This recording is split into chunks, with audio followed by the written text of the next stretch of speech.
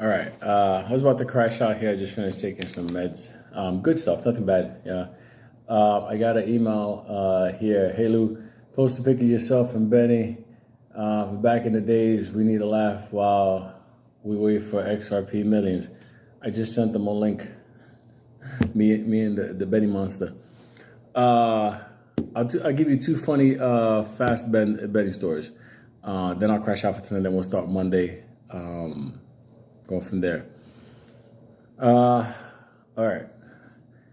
There was I think it was Pentecostal, Jehovah's. I don't know. I don't really know what's the difference of it. Whatever.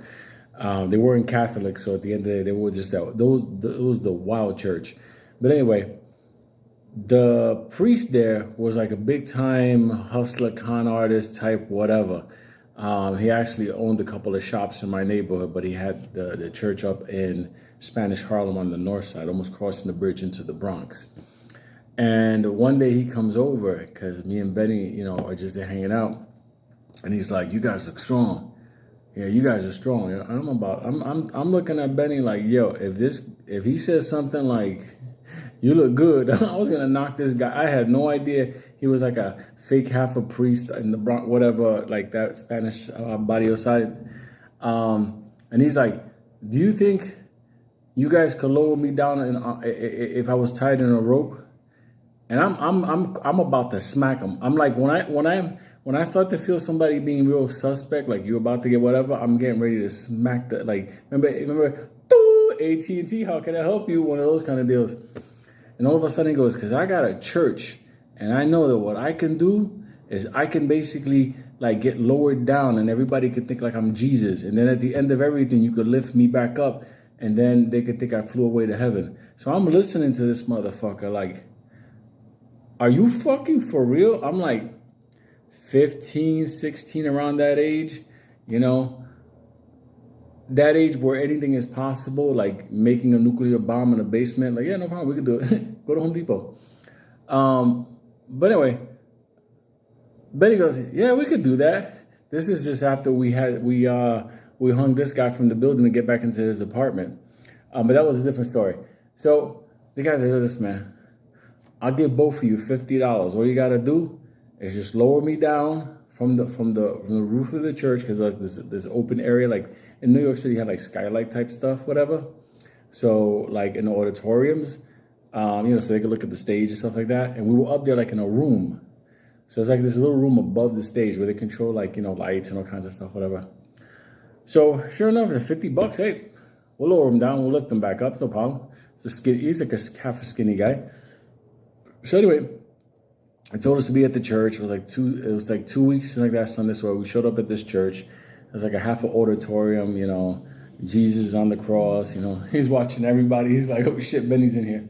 And all of a sudden, he takes us up to this room upstairs above the entire, like the auditorium or church, whatever they want to call it. It's really like an auditorium. And there's an area there where it's like a latch, and he opens it up and he goes, "See, what you got to do is you got to lower me down, and I'll land right on the stage." And I'm thinking to myself, like, does this motherfucker, like, for real have good HMO or something? Because I'm thinking to myself, like, that's high. Like, I was like, all right, no problem. And I'm looking, and Benny's like measuring him up, like, "Yeah, no problem. We could do this. I could lower him down, whatever." So this guy actually goes, he puts on his like whole Jesus attire. All I can say at this moment, Jesus, I had no idea he had a Jesus attire, like for real. Like he got decked out like him and Moses are gonna go dance the lambada. So all of a sudden, he comes back in the room, he goes, "I'm ready." And I look at this and I'm like, and the people I can see downstairs, the people, they're getting together, they're sitting down, they're getting ready for the whole sermon thing, whatever. The music is playing, that weird, church music. Somebody brings a tambourine. Somebody brings one of those. Something's going down. So anyway, all of a sudden, the guy, he gets right next to the opening, and Benny comes to the rope, puts it on. We latch it on. We make one of those freaking half a Boy Scout loops where, there's no way you're going to get out of that thing. Like, that's it. And we latched it over, like there was a bar there for like, like to bring the light bars up. So we're like, "We got you." So anyway, me and Benny, we grabbed the rope. It's a pretty thick rope. We grab this rope and we start lowering him down like, and he's going down and people are going crazy. Look, it's Puerto Rican Jesus. Hand over hand. Keep going. And he was going down like that. Yes, I am here. Whatever. So we lowered him down completely. And then he was down there and he like took off the rope and stuff like that. Or I don't know what he did. He just leaned back. So we had no tension on the line. So we were just hanging out up there. So we're just, wondering what we're going to do. We both made $50. We're like, maybe this could be a side gig, whatever. All of a sudden, like about 20, 25 minutes into the sermon, whatever, the wildest, craziest, thug-like, gangster Puerto Rican motherfucker showed up in that room. And he's like, yo, anybody else up here? I'm like, no, motherfucker. We're like, just us. He's like, all right. I'm going to tell you something. When you bring them back up, okay, once you have them back up, let me take over the rope. I'm like, why? And he's like, that motherfucker fucked my wife, and I'm gonna get my revenge today. I was like, what part of the $50 plan? I didn't. This is not part of the plan I heard. So anyway, I was like, whatever. He's like a half an adult serial killer, and he's up there, man. He's you could see he's amping up. Like he's saying in Spanish, like Termina, like finish up already. The guy downstairs don't even know this motherfucker's waiting for him upstairs. He's been waiting to catch him. So anyway, it's all over. And he tells the audience, y ahora me voy para el cielo. Like, no, I'm going back to heaven. And the people are like, yeah, he's going back to heaven. I was like, you ain't going back to heaven. You're going to hell, dog. So anyway, the time came when he tugged the line and I felt the rope go. I was like, no. And then the serial killer dude was like, bring him up. We're bringing him up. He's like, that he's floating. So anyway, he comes back up and like the guy, like he's getting ready. Like you could see he's getting ready. So anyway, he tells us when he's halfway through the hole, just hold the rope.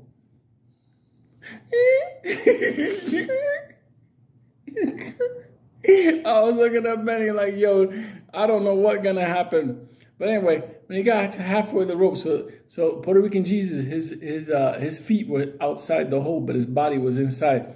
So he was all happy and everything until the guy got in front of him, and he's like, "You remember my face?" And Puerto Rican Jesus, he was like, "What? No, do not sin, do not choose violence," that type of stuff. So anyway, the serial gangster killer, he just started lumping Jesus up. He took Puerto Rican Jesus, he machine gunned the head, like he was taking him out. And we're holding the line. He's machine gunning him. And the body's like swinging around. He was already knocked out. So Puerto Rican Jesus was taking the hits. He was like one of those fights, and Tyson went the distance. It was like 9th round. It's like, how many hits could you take? But then we have a problem. Puerto Rican Jesus got heavy when he was unconscious. So he couldn't help us like throw one hoof over and climb over. We never factored that in. We're not professional. We're not like part of a union or something. So we're like, the serial Puerto Rican killer, whatever, he left. He got his 52 blows on Puerto Rican Jesus. He was gone. He got his vengeance. Hey, it's in the Bible. All of a sudden, Puerto Rican Jesus like, he's just swinging, and then people like, go to heaven, Jesus. I was like, I think he's already there. And we were trying to like bring him up, but here was the problem. One of us was going to have to let go of the rope to go grab Puerto Rican Jesus to throw his body onto the floor. The problem was we didn't factor this whole thing in. Here's the problem. It was either between me or Benny that had to let go of the rope. So I thought to myself, okay, since I'm close to Puerto Rican Jesus, closer, and Benny's from behind, I'm like, okay, Benny can hold on to him and I'll grab him. Let me tell you something. Benny's like, he's wrapped up. I got him. Just get him. So I went to go get him. As I'm lifting him up, Puerto Rican Jesus, I don't know what happened. Like, for real. Like, he got a message from Big J himself. All of a sudden, he just, like, lifted up his arms, But the problem was we had the rope around his waist. So when he did that, I had the loop. I was looking at him. When I looked down, Puerto Rican Jesus was on top of a bunch of people. There were old ladies knocked out. People were screaming. Oh my God. Like to see Puerto Rican Jesus go down. And I looked at Benny and Benny looked at me. We're like literally like wiping fingerprints off, whatever. And we left.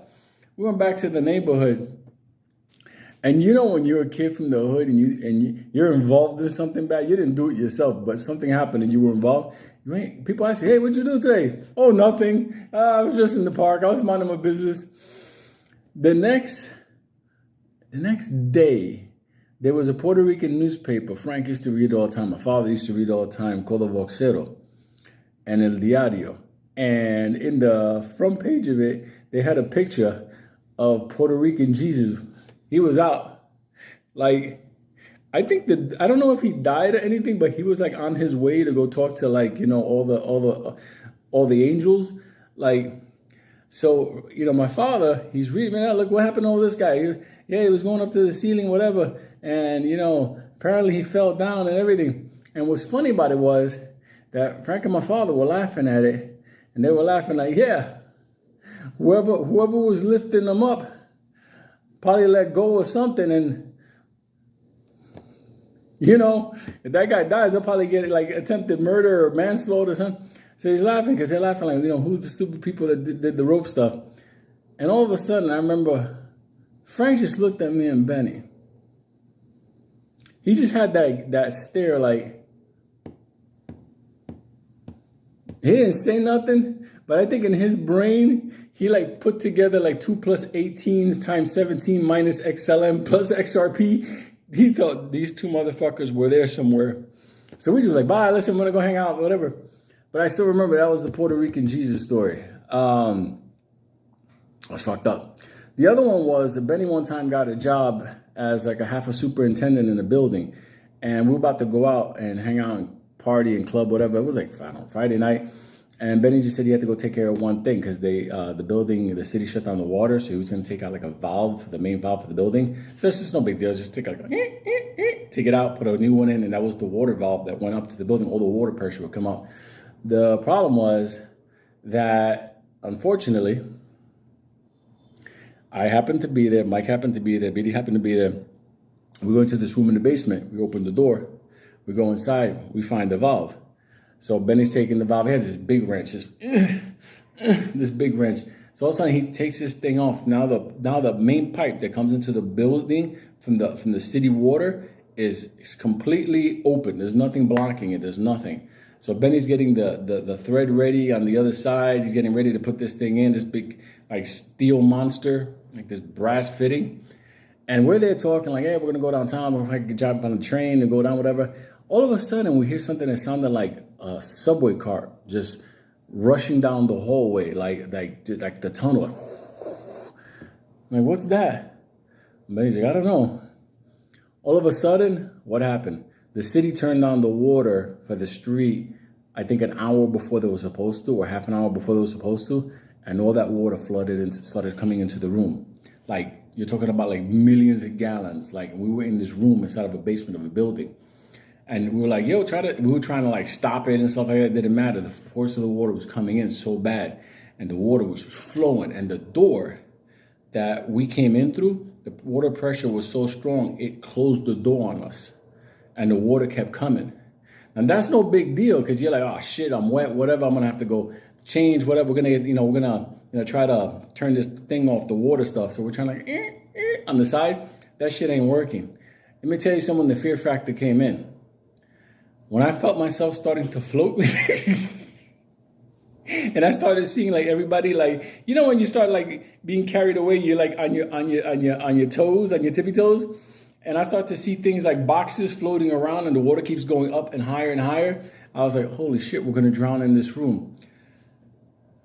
Biddy was one that freaked out because like in his brain, I think he just finished seeing Indiana Jones or whatever, the temple of killing black people. And at the end of the day, that wasn't going to work for him.